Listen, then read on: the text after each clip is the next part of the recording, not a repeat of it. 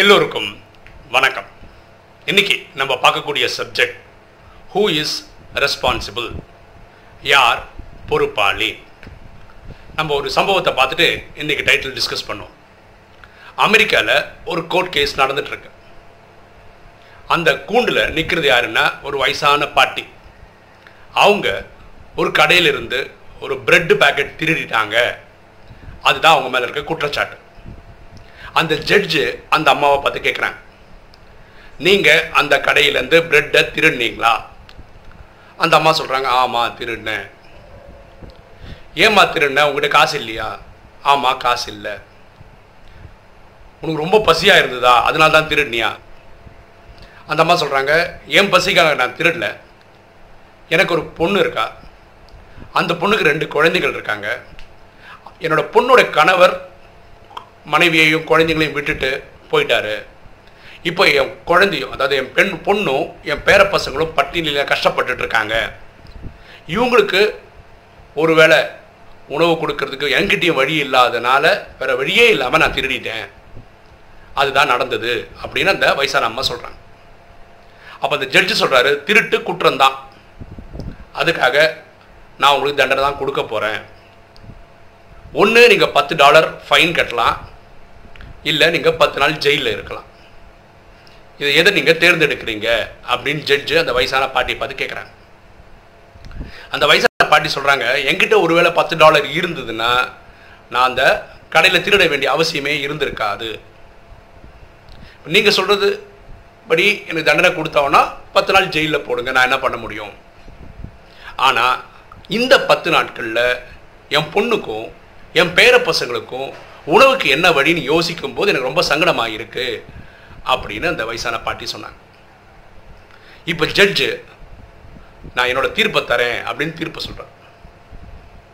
அவர் சொந்த பேக்கெட்லேருந்து ஒரு $10 எடுத்து சொல்கிறார், இந்த அம்மாவுக்கு கொடுக்க வேண்டிய ஃபைனை நான் அடைக்கிறேன். அப்புறம் சொல்கிறாரு, இந்த சபையில், ஏன்னா கோர்ட்டுன்னா நிறைய பேர் வந்திருப்பாங்க இல்லையா, அடுத்த கேஸ் அதுக்கு அடுத்த கேஸு, ஒரு நாள் ஒரு 5-6 கேஸ் இருக்கும். பிரதி வாதி அப்படி நிறைய பேர், அவங்க சொந்தக்காரங்க நிறைய பேர் வந்திருப்பாங்க அந்த காம்ப்ளெக்ஸில். இவங்க எல்லாருமே $1 ஃபைன் கட்டியே ஆகணும் அப்படின்னு தீர்ப்பு வழங்குறார். அவர் என்ன சொல்கிறாருன்னா, நம்ம சமுதாயத்தில் ஒரு வயசான பாட்டிக்கு ஒருவேளை உணவு இல்லாத அளவுக்கு ஒரு நிலைமை வர்றதுக்கு நீங்களும் நானும் ஏதாவது ஒரு வழியில் காரணமாக தான் இருக்கும். இதுக்கு நீங்களும் நானும் ஃபைன் கட்டியே ஆகணும் அப்படின்னு தீர்ப்பு தர. இதை அங்கே இருக்கிற மக்களை எழுந்து நின்று கைத்தட்டி ஆமோதிக்கிறாங்க. அவங்க யாருமே ஜட்ஜு எங்களை தண்டனை கொடுத்துட்டாருன்னு நினைக்கவே இல்லை. அவங்க எல்லாருமே அது ஆமாம் நம்ம பொறுப்பு தான், நம்ம சமுதாயத்தில் இருக்க ஒரு வயசான பாட்டிக்கு ஒரு வேளை சாப்பாடுக்கு இல்லாத அளவுக்கு நம்ம நிலைமை போனது, சமுதாயம் போனதுக்கு ஏதாவது வழியில் நானும் ஒரு காரணம் தான் புரிஞ்சுக்கிட்டாங்க. ஆக்சுவலாக இந்த அம்மாவை பிடிச்சின்னு வந்து ஜெயிலில் இந்த கோர்ட்டில் நிற்க வச்ச போலீஸ் ஆஃபீஸர் வரைக்கும் $1 ஃபைன் கட்டுறார். அப்போது அந்த சமுதாயம் எப்படி புரிஞ்சுக்குதுன்னா, அந்த சமுதாயத்தில் யாருக்கோ டவுன் ட்ராடன் ரொம்ப ஏழையாக போய் ரொம்ப கஷ்டப்படுறதுக்கு நம்மளும் ஒரு வழியில் காரணமாகிட்டோன்னு சொல்லி அந்த தீர்ப்பு எழுதுறாரு. இது நம்ம புரிஞ்சுக்கிட்டான்னு நல்லது. அதாவது நம்ம எல்லாருமே எப்படி இருக்கோம்னா, ஒரு குறுகிய பார்வையில் இருக்கும். என் மனைவி, என் குழந்தை, என் அப்பா, என் அம்மா, இந்த ஃபேமிலி செட்டப்புக்குள்ளே தான் இருக்கோமே தவிர அடுத்தவங்களை பார்க்கறக்கூடிய அளவுக்கு நம்ம மனசை வளர்த்துக்கிட்டோமான்றது கேள்வியாக தான் இருக்குது. நம்ம எல்லாருமே வசுதெய்வ குடும்பகம், உலகமே என் குடும்பம், இந்த பார்வையில் பார்க்கறதுக்கான ப்ராக்டிஸ் கற்றுக்கிட்டா நல்லது. 2 நாளுக்கு முன்னாடி ராஜயோகத்தில் பரமாத்மா இந்த விஷயத்த சொல்கிறார். பாருங்களேன், உலகத்தில் இப்போ நம்ம 800 கோடி பேர் இருக்கோம்னா 800 கோடி பேரும் காலம்பு டிஃபன், லஞ்சு, டின்னர்லாம் சாப்பிட்றதுக்கு காரணம் ட்ராமா இல்லை, பரமாத்மா நமக்கு உணவுக்கு ஏற்பாடு பண்ணுறதுனால தான். அப்போ இன்றைக்கி எனக்கு சாப்பிட்றதுக்கு வழி இருக்குன்னா அது இறைவனுடைய கருணை தான். ஓகேவா? அப்போ பரமாத்மா என்ன சொல்கிறாருன்னா, எக்ஸ்பெஷலி இந்த ராஜயோகம் ப்ராக்டிஸ் பண்ணுறவங்களை பார்த்து என்ன சொல்கிறாருன்னா, நீங்கள் ஒருவேளை சாப்பிட்டுட்டு தூங்குறீங்க, ஆனால் சேவை செய்யலைன்னா அது அவ்வளோ கரெக்டாக இருக்காது. நீங்கள் சாப்பிட்டு தூங்கி சேவை செய்யலைன்னா நீங்கள் ஒருவேளை யோகத்தினால சத்தியோகத்துக்கு கூட வரலாம், ஆனால் அங்கே பிரஜையாக தான் வருவீங்க. நீங்கள் இங்கே சாப்பிடுங்க, தூங்குங்க, சேவையும் பல மடங்கு பண்ணுங்க, அங்கே ராஜாவாக வாங்கன்னு சொல்கிறார். ஸோ இது நம்ம ஒவ்வொருத்தருடைய கடமை. என்னது? நம்ம இந்த சேவை செய்யறது. ஓகேவா? நம்மளால் முடிஞ்சது பண்ணுங்க. எண்ணம், சொல், செயல், பொருள் எதில் பண்ண முடியும்? எண்ணங்களால். உலகத்தில் 800 கோடி பேருக்கு சுகம், சாந்தி, செல்வம், மகிழ்ச்சி, ஆரோக்கியம் கிடைக்கணும்னு சொல்ல முடியாதா? ப்ரே பண்ண முடியாதா? இது காசு பணமாக தேவை? சொல்லால இனிமையான வார்த்தைகள் பேசுங்க, மனசில் காயப்படுத்தாமல் பேசுங்க. செயலால் இப்போ யாராவது ஹாஸ்பிட்டலில் போய்ட்டு யாருக்கா முடியலையா, நீங்கள் அங்கே போய் அவங்கள இந்த ஸ்ட்ரெச்சரில் கூட்டு அது மாதிரிலாம் எவ்வளோ உடல் உழைப்பு எவ்வளோ பண்ணலாம். கோயிலில் க்ளீன் பண்ணலாம், அந்த மாதிரி போய் பண்ணலாம்ல. பண்ணணுன்னா எந்த வழியிலையும் சேவை பண்ணலாம். பொருளால் உங்களுக்கு பைசா இருக்குது, உங்களை எங்கேயுமே நடமாட்டோம்னே பைசாவால் பண்ணிட்டு போங்க. ஆனால் கண்டிப்பாக பண்ணுங்க. என்னோடய அனுபவம் சொல்கிறேன் பாருங்களேன். நான் கேரளாவில், எங்கள் ஊர், என்னோடய சொந்த ஊர் கேரளாவில் காசர்கோடுன்றது ஒரு டிஸ்ட்ரிக்ட்டு. அதுதான் கேரளாவில் கடைசி டிஸ்ட்ரிக்ட். அது தாண்டின உடனே கர்நாடகா வந்துடும், மேங்களூர் வந்துடும். அப்போது ஒரு வாட்டி எங்கள் பெரியம்மா வீட்டில் இருந்தேன். காலங்காத்தால் ஒரு 5 மணிக்கு வாக்கிங் போகிறேன். இருட்டாக தான் இருக்குது. அந்த டைம் பார்த்து அந்த ஊரில் இருக்கிற ஒருத்தர் என்னை தடுத்து நிறுத்துறாரு. கேட்குறாரு, நீங்கள் யார், உங்களை இது வரைக்கும் நான் பார்த்தது இல்லையே. நான் சொன்னேன், இது எங்கள் பெரியம்மா வீட்டுக்கு வந்திருக்கேன். அப்போ என் அறிமுகம் சொல்கிறேன். உடனே அவரே சொல்கிறார், ஆஹா நீங்களா, நீங்கள் சென்னையில் தானே வந்திருக்கீங்க, உங்கள் அப்பா இவர் தானே, உங்கள் அம்மா இவர் தானே, உங்களுக்கு ஒரு அக்கா இருக்காங்க, உங்களுக்கு தம்பி இருக்காங்க. அப்போ என் குடும்ப ஜாதகமே சொல்கிறார். அவர் எனக்கு யாருனே தெரியாது, அவர் அந்த ஊருக்காரர் தான். அந்த ஊரில் அப்படி ஒரு செட்டப் இருக்குது. எல்லாருக்குமே எல்லா வீட்டில் இருக்கவங்களுடைய கதைகள்லாம் தெரியும். இது வந்து அவங்க ஒரு சோஷியல் ரெஸ்பான்சிபிலிட்டியாக புரிஞ்சுக்கிறாங்க. அதாவது அந்த கிராமமே ஒரு குடும்பம் மாதிரி, எல்லாருக்கும் எல்லா குடும்பத்தினுடைய நல்ல விஷயம் கெட்ட எல்லா விஷயம் தெரியும். எஸ்பெஷலி அந்த ஊருக்கு, எங்கள் பெரியம்மா ஊருக்கே நானே 2 வருஷம் 3 வருஷம் கேப்பில் தான் போகிறேன். அங்கே போகும்போது ½ அன் அவர் தான் இருந்திருக்கு. ஆனால் நம்மளை பற்றி அவ்வளோ ஸ்டடி பண்ணி வச்சுருக்காங்க. இந்த மாதிரி சொசைட்டி நல்லாயிருக்கும். வேற ஒரு சம்பவம் படித்தேன் நான். தமிழ்நாட்டில் நடந்தது, ஒரு ஊரில் நடந்தது. அந்த ஊர் பேர் தெரியல, ஆனால் நல்ல சம்பவம். ஒருத்தர் அந்த ஊரில் பஸ்ஸில் வந்து இறங்குறார்.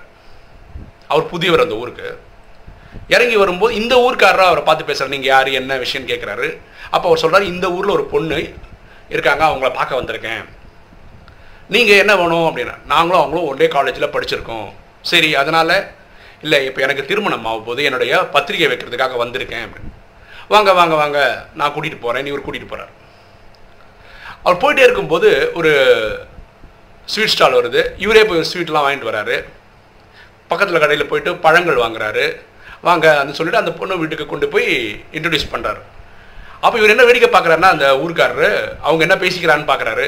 அவங்க 2 பேர் கிளாஸ்மேட்ஸ் தானே, அது செக் பண்ணுறாரு, கிளாஸ்மேட்ஸ் தானே. ஆமாம், அவங்க 2 பேரும் அந்யூன்யமாக பேசுகிறதும், ஃப்ரெண்ட்ஷிப் பேசுகிறதும், எப்போ வந்தீங்க, என்ன வந்தீங்க, எப்போ கல்யாணம், இதெல்லாம் பேச ஆரம்பிக்கும். புரிஞ்சு கன்ஃபார்ம் பண்ணிக்கிறார், ரைட்டு ஒழுங்காக இவர் காலேஜ் படிச்சிருக்கிறாரு அப்படின்னு. அப்புறம் 2 மினிட்ஸ்க்கு அப்புறம் என்ன பண்ணுறாரு, அந்த பொண்ணை கூப்பிட்றாரு. வாம்மா அப்படின்னு. இந்தாம்மா ஸ்வீட்ஸ் வாங்கினேன், நான் பழங்கள் வாங்கினேன், எனக்கு தெரியும் உங்கள் அண்ணன் ஊரில் இல்லைன்னு. இவங்க அண்ணன்றவர் இவரோட ஃப்ரெண்டு. அண்ணன் ஊரில் இல்லைல்ல, அதனால தான் இதெல்லாம் நான் வாங்கிட்டு வந்தேன், அவரை உபசரித்து அனுப்பி வைமா, நீங்கள் பேசிகிட்டு இருங்க அப்படின்னு கொடுத்துட்டு இவர் கிளம்பி வந்துடுறாரு. பாருங்களேன், அவருடைய ஃப்ரெண்டோடைய தங்கச்சியை கூட படித்தவர் பத்திரிக்கை வைக்க வராரு. இவர் எவ்வளோ பொறுப்பாக கேட்டு வீட்டுக்கு கொண்டு வந்து விடுறாரு. இவங்க அண்ணன் ஊரில் இல்லைன்னு தெரிஞ்சோன்னா அண்ணன் செய்ய வேண்டிய கடமை இவரு போய் பண்ணிட்டு வராரு. இந்த சமுதாயம் எவ்வளோ நல்லா இருக்குது பாருங்கள், எவ்வளோ இணக்கமாக இருக்கும். சொந்த தங்கச்சிக்கு பண்ணுற மாதிரி ஒரு பண்ணிட்டு வந்திருக்கா பணிவிடையெல்லாம். இப்படி தான் ஒரு சமுதாயம் இருக்கணும். அது படிக்கும்போது எனக்கு ரொம்ப இன்ஸ்பைரிங்காக இருந்தது. என்றைக்கோ படித்தது, ஆனால் இன்றைக்கி கரெக்டாக இருக்கிறதுனால இந்த வீடியோவில் சொல்கிறோம். ஸோ நம்ம எல்லாருமே ஏதாவது ஒரு வழியில் இந்த சொசைட்டிக்கு கான்ட்ரிபியூட் பண்ணணும். இந்த சொசைட்டி சொர்க்கம் ஆகுறதோ நரகம் ஆகுறதோ நம்மக்கிட்ட தான் இருக்குது. நம்ம என்ன பங்களிப்பு கொடுக்க போகிறோம், நன்மை சைடு கொடுக்க போகிறோமா, தீமை சைடு கொடுக்க போகிறோமா, இதை ஒவ்வொருத்தரும் புரிஞ்சுக்கிட்டா நல்லது. பரவாயில்ல, எண்ணங்களில் நல்ல எண்ணங்களுக்கு தான் பவர் ஜாஸ்தி, கெட்ட எண்ணங்களுக்கு கிடையாது. அப்போது நம்ம நன்மைக்கு என்னென்னலாம் பண்ண முடியும்னு யோசிச்சா நல்லாயிருக்கும். நேற்று உங்களுக்கு தெரியும், இப்போ நவராத்திரி சீசன் நடந்துகிட்ருக்கு.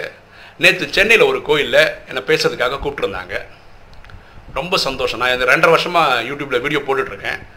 நானாக தான் சில ஸ்கூலு காலேஜுன்னு போய் விருப்பத்தில் போய் கேட்டு பேசிகிட்டு இருக்கேன் தவிர, இதுதான் முதல் முறையாக நம்ம வீடியோ பார்த்த ஒரு அம்மா என்னை கூப்பிட்டு அவங்க தொடர்பில் இருக்கக்கூடிய ஒரு கோயிலில் பேச முடியுமான்னு கேட்டு, இது ஒரு மாதம் முன்னாடி நடந்தது. நேற்று தான் அது பேசுறதுக்கான வாய்ப்பு கிடைச்சி நானும் என்னோடய பெரிய பொண்ணும் போயிருந்தோம். ரொம்ப பியூட்டிஃபுல்லாக இருந்தது அனுபவங்கள். அது இப்படி தான் ஆரம்பித்தேன் நான். ஆக்சுவலாக நவராத்திரினா எதுக்கு, அதுக்கப்புறம் நிறைய பண்பு கதைகள், நம்ம எப்படி பெரியவங்களை மரியாதை கொடுக்கணும், இந்த மாதிரி விஷயங்கள் ஆரம்பித்து ஸ்லோவாக ராஜயோகத்துக்கு போய் கடைசியாக ஆத்மாவை பற்றி பேசி, மனசு புத்தி சன்ஸ்காரோட வேலைகளை பற்றி சொல்லி, நம்ம எப்படி வாழ்க்கை அமைச்சா நல்லாயிருக்கும் அப்படின்னு அழகாக கொண்டு போய் முடிக்கிற அளவுக்கு வாய்ப்பு கிடைச்சிது. ரொம்ப நல்லா இருந்தது. ரொம்ப ஆம்பியன்ஸ் ரொம்ப பியூட்டிஃபுல்லாக இருந்தது. நான் ரொம்ப தரோலி என்ஜாய் பண்ணேன். நான் இந்த வீடியோவில் நான் சொல்லிக்க விருப்பப்படுறது என்னென்னா, என் சகோதர சகோதரிகளுக்கு நான் உலகத்தில் எங்கே கூப்பிட்டாலும் வந்து பேசுகிறதுக்கு தயாராக இருக்கேன். ஓகேவா? எந்த சப்ஜெக்ட்லேயும் பேசலாம். இந்த பண்பு கதைகள்னு பேசலாம், இல்லை மேனேஜ்மெண்ட்டுன்னு பேசலாம்.